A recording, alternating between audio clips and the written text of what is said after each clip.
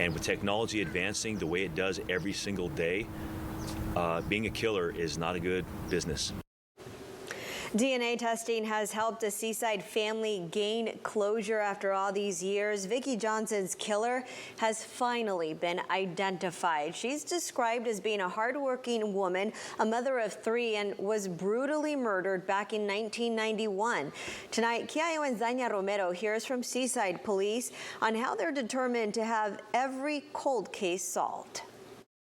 Vicki Johnson's body was found by investigators at this park back in January 1991.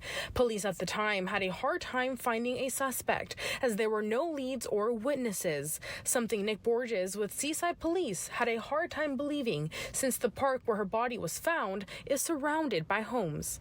If somebody's at this park in the middle of the night screaming, yelling, and there's a fight in the way the evidence shows, I would expect more people to call. The case went unsolved for more than 30 years until the State Department of Justice Crime Laboratory found DNA underneath Johnson's fingernails. Here, she fought for her life. So the detectives were able to take her fingernail clippings, submit them off to a lab to see if there was any DNA left behind underneath her fingernails, there was a substantial amount of DNA. The suspect was formally identified as Frank Lewis McClure. Police say McClure passed away 2 years ago, and the suspect had already passed in the time they initially submitted the fingernails for testing. My hope is that in the future that we can maybe have better staffing levels at the Department of Justice so we can get more things tested.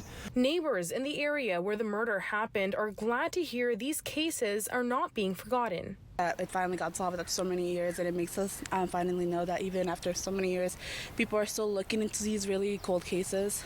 But there's still more work to be done. The Monterey County DA has multiple agencies monitoring cold cases, including its own task force. We are currently working with the California Department of Justice and their grant to identify these unidentified people. So we're doing that with all of the cases that we have DNA evidence for. Kiayo and Zanya Romero joining us now live from Seaside tonight. Zanya, there's an entire section within the police department dedicated to people whose homicide remains a mystery still. Yeah, that's right, Veronica. According to the Seaside Police Department, there are over 30 cases being solved, some of them dating as far back as 1977. Veronica and Scott, back to you. Thank you, Zanya. The police department says that they hope to add a memorial also over at Sabado Park in memory of Vicki Johnson.